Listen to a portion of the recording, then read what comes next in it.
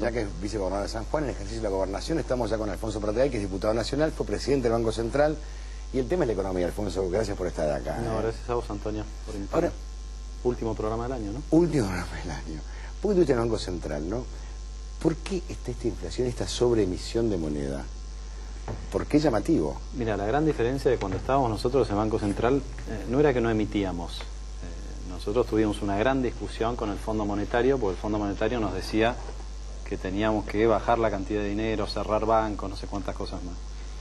Y nosotros lo que le decíamos era que estábamos en un momento de recuperación económica, que la gente iba a necesitar los pesos, que iba a haber demanda de pesos. Si nosotros hacíamos un programa confiable, la gente iba a creer, y al creer iba a necesitar esos pesos y los iba a querer tener.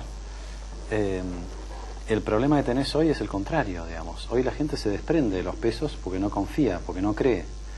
Y toda esa emisión, que son 100.000 millones de pesos al año, que no se coparticipan, acá el vicegobernador dijo claramente, no vamos a pedir lo que nos corresponde. Se ve que la de mañana es, dennos 3 meses más, ¿no? Sí, pero lo acabo de decir, 3 meses más. Y si podemos un poco más, mejor. Sí.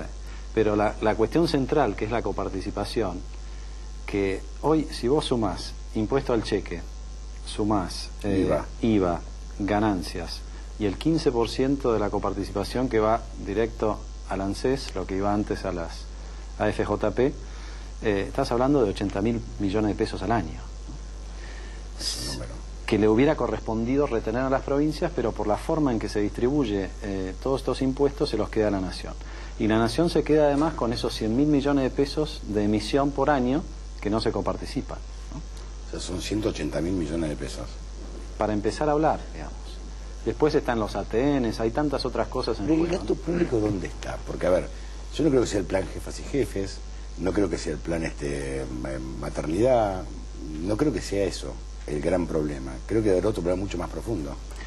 Bueno, vos pensás, no hay, el plan jefes y jefas prácticamente no queda, pero pensá en la asignación por hijo, ¿no? Por ejemplo. La asignación por hijo hoy representa más o menos 15.000 millones de pesos por año. De nada. Los subsidios económicos a las empresas de transporte y de energía, más la importación del gas licuado de Venezuela y demás, eso se lleva a 150.000 millones. Es una relación 10 a 1. Sí, 10 a 1. Sí. Esos 150.000 son para subsidiar el consumo de todos, los que menos tienen y todos los demás. Yo me enteré hace poco que el Sheraton de Córdoba y Maipú tiene subsidiado el agua. Sí, es posible, ¿no? Es una locura. Está todo muy concentrado también en la capital y en el conurbano, ¿no? Porque esta fue la gran idea de Moreno en su momento para que no se disparara la medición de inflación, fue congelemos las tarifas. Y las únicas tarifas que cuentan para medir la inflación del IPC, del INDEC, son las de la Ciudad de Buenos Aires y de la región metropolitana. Pero volviendo al tema de la inflación, cuando el Banco Central se transforma el financista de primera instancia del Tesoro Nacional, siempre quiebra. Además de que quiebra, siempre hay inflación. Ahora, pero vamos a contramano del planeta, porque creo que es ni en África esta inflación. Venezuela y nosotros. Sí, Venezuela y nosotros y algunos países muy pobres de África, sí, muy pobres, que están por allí. O algún país en guerra. O algún país en guerra. Conflicto. Pero después esta inflación, 27%, 30% anual, no existe. No. Si vos pensás cuando Kicillof le dijo a Cristina la gran idea del cepo cambiario, le dijo, ¿para qué perder reservas? ¿Para qué devaluar? Nosotros vamos a establecer un cepo cambiario y con esto vamos a resolver la situación. Mirá lo que pasó este año.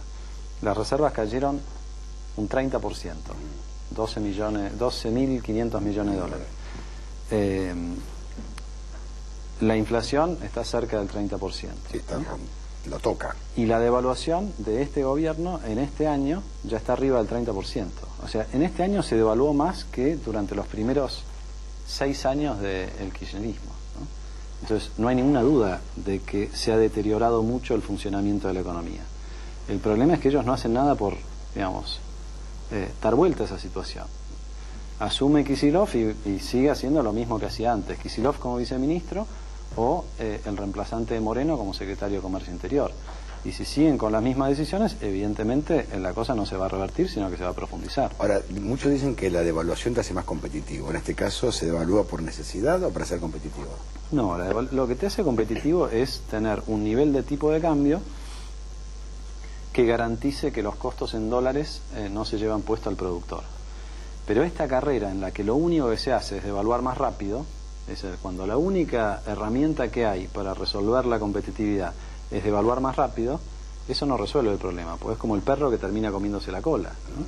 ¿Por qué? Porque esto genera la expectativa de que los productos importados y todos aquellos que estén atados al dólar se van a ir encareciendo al mismo ritmo que la devaluación, y como no hay un programa detrás que contenga esas expectativas, bueno, la única novedad es que la única variable que estaba más o menos fija ahora crece incluso más rápido que los precios. Entonces, eso no te baja el ritmo de inflación, en todo caso te lo acelera. Es importante aclarar que la mayoría de las empresas tienen que buscar las de high para poder importar sus productos, y los complica porque son en dólares. Así es. Entonces, no es que es una rueda, es un ciclo vicioso, no virtuoso. Si vos no aplicás un programa creíble que ataque las expectativas, ¿no? En el 2002 hubo una devaluación inmensa, muy desordenada, todo mal hecho, pero inmediatamente después, cuando bajó un poco la espuma, te quedó un tipo de cambio competitivo y te quedó una economía que salió a flote. Claro. Sí, salió a flote, de verdad. El verso de que todo empezó en el 2003, no. En realidad, cuando asumió Kirchner, ya la economía estaba en franca recuperación, ¿no? Y tenía superávit comercial, tenía superávit fiscal, la inflación estaba en baja, ¿no? Bueno, todo ese punto de partida que tenías en el 2003 se lo fueron comiendo, al principio de a poco, y en los últimos años, yo diría más bien rápido, ¿no? Porque si perdés 1.200 o 1.000 millones de dólares por mes de reservas, evidentemente es un ritmo preocupante, ¿no? Ahora, si uno liberaría el dólar, ¿no? Lo liberan, se termina este cepo cambiario, ¿en cuánto estaría el dólar? ¿8 pesos, 6 pesos, 7 pesos, 4 pesos? No lo podemos saber. No se puede saber, no lo podemos saber. Es imposible. No. Pero la verdad que ellos crearon el engendro del dólar paralelo, ¿no? Con el cepo te creó el paralelo, te creó los distintos niveles de dólar, el dólar turista, toda esta confusión. La verdad que no hay por qué pensar que el dólar tiene que dispararse. Pero sí se dispara en tanto en cuanto el gobierno no haga nada, ¿no? El paralelo es el único termómetro que va siguiendo más o menos la inflación, ¿no? Y ellos están en una carrera de, bueno, que vaya más rápido el oficial a ver si alcanza el paralelo. ¿Pero qué sentido tendría? Ninguno. Claro, pues al revés. Claro. Es complicarla más. Exactamente. Es complicarla más si tu único instrumento es la devaluación, ¿no? Este es un gobierno que además hasta hace poco decía nunca vamos a devaluar. Están devaluando un ritmo de casi el 100% anual, ¿no? ¿Y todo esto por falta de dólares? Claro. Se han quedado sin dólares porque... Si en el mundo sobran dólares. Sí, pero no vienen acá porque no somos confiables. Porque si hay algo que sobra en el mundo, es plata. Y los que tenemos se lo devolvemos al mundo con este invento extraordinario del desendeudamiento, ¿no? Que los kirchneristas se golpean el pecho y dicen qué genios que somos, que nos desendeudamos, cuando en realidad lo que ocurrió fue que negociaron tan mal la deuda que Argentina se quedó sin acceso al crédito, y entonces nos pasa lo que les pasa a los que no son confiables, que no nos queda más remedio que si queremos estar al día tenemos que pagar al contado. Y ese pagar al contado, para tener un número nomás, el año que viene va a significar 10.000 millones de dólares. O sea que el que viene se queda sin reservas en el 2015. Claro. Y por eso el gobierno, en esa desesperación, se pone de acuerdo con los juicios pendientes en el CIADI y les da un bono, o le paga a Repsol más de lo que valía el 51% de Repsol al momento de ser expropiado, claro, con bonos, no con efectivo, ¿no? O le pide a los evasores o a los narcotraficantes que traigan algún dólar y le dan un bono a cambio, ¿no? Entramos en esa lógica de, como me faltan los dólares, yo prometo cosas a cambio de tráigame dólares ahora y el día de mañana este bono lo pagará otro gobierno, ¿no? Ahora, si pedir plata al FMI más barato que pedirle a Venezuela, ¿te conviene más pedir al FMI? Bueno, depende de las condiciones que imponga el FMI, ¿no? Lo que yo no haría es lo que hicieron en su momento el kirchnerismo, de pagarle todo antes de tiempo. Claro. O sea, vos perfectamente, si no querías aceptar las condiciones del fondo, podías decir, bueno, yo no acepto las condiciones, el fondo no te renovaba. Pero te pago a... Y vas pagando, era un plazo a 3 años. Pero no, ellos dijeron, bueno, me lo saco encima, le pago todo de antemano, ¿no? Para sacárselo de encima no hacía falta pagar todo de antemano.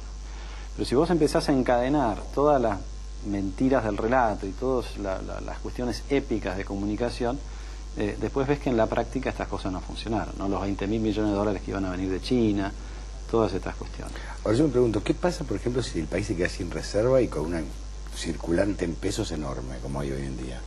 Bueno, la última vez que pasó eso... Una recaudación muy grande. La última vez que pasó eso fue en 89, ¿no? Sí. ¿Y qué pasa con eso? Bueno. Una hiperinflación. Sí, que no tiene por qué suceder. O sea, lo que es insólito es que a Argentina le pasen alguna de estas cosas con todas las posibilidades que tiene, ¿no? El gobernador en ejercicio de San Juan hablaba de las dificultades.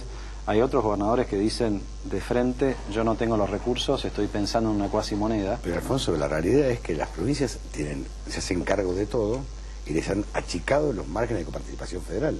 Se están asfixiando de una manera única.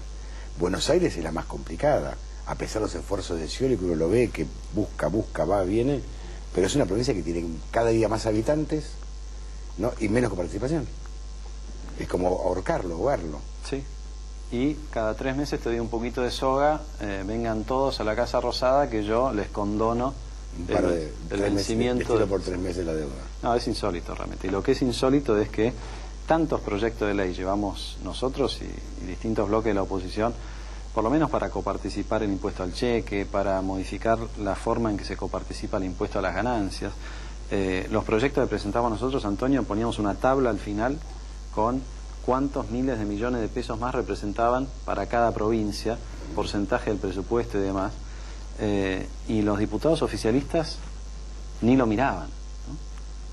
Ahora, pero en realidad eso es algo que te va a explotar. Yo te digo, un diputado oficialista del interior que veía la planilla, bueno, si yo voto a favor de esto son, no sé, 2.000 millones de pesos más para mi provincia, nada, el verticalismo y la obediencia debida podía más, ¿no? Pero algún día esto te explota.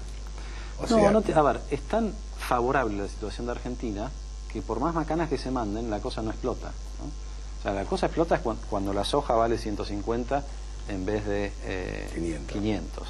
La cosa explota cuando toda la región alrededor tuyo la está pasando mal, como en el 2001, 99 la devaluación de Brasil, Uruguay contra las cuerdas, ¿no? La cosa explota cuando en el mundo hay algún episodio que te levanta la tasa de interés, como sucedió a finales de los 70 en Estados Unidos y se fue la tasa al demonio. Hoy la tasa afuera está en 0, ¿no? Sí, 0. O sea, la situación internacional es tremendamente favorable para países de América Latina, de África, del sudeste asiático. De hecho, si vos mirás la región, hay solamente 2 países que tienen este problema de faltante de dólares. Venezuela y Argentina. Claro.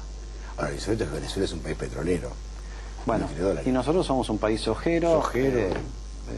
Productor de carne, éramos productores de maíz, de trigo, todo eso se fue perdiendo por las malas políticas, pero se recupera rápidamente cuando cambian las políticas, ¿no? Por eso yo creo que la oportunidad sigue estando. Por supuesto que hay una transición compleja hasta final del 2015, en tanto y en cuanto el gobierno insista con el mismo modelo, y la herencia puede ser compleja, pero yo creo que con el cambio de gobierno y con el cambio mínimo de algunas políticas, Argentina vuelve a tener esa oportunidad y vuelve a proyectarse hacia adelante. ¿La perspectiva de 2014, con una inflación que puede llegar al 30%? Yo creo que va a estar arriba del 30% la inflación. Por lo menos estas son las señales que nos da el gobierno, ¿no? El gobierno nos da la señal de que la variable de ajuste es la emisión y la inflación. En ese marco, digamos, le agregas el ritmo de devaluación que se ha triplicado en el último tiempo y es difícil imaginarse por qué va a bajar la inflación el año que viene, a menos que haya una recesión fenomenal, que yo no la imagino, ¿no? Nunca se sabe porque los errores los siguen cometiendo. Pero yo creo que el año que viene tenemos una inflación más alta que la de este año, tenemos un empleo igual de estancado que este año, tenemos problemas de competitividad a pesar de la devaluación en las economías regionales, y tenemos ya una discusión lanzada acerca de la sucesión del 2015, ¿no? La cuestión política, la cuestión social, la cuestión sindical van a ser temas que en el marco de una economía que no da buenas noticias, van a ser más complejas que en años anteriores. Alfonso, gracias. Gracias a vos, Antonio. Feliz año. Feliz año. Después de la pausa hablamos con Alberto Samit. Ya venimos en 2 minutos, no se vayan.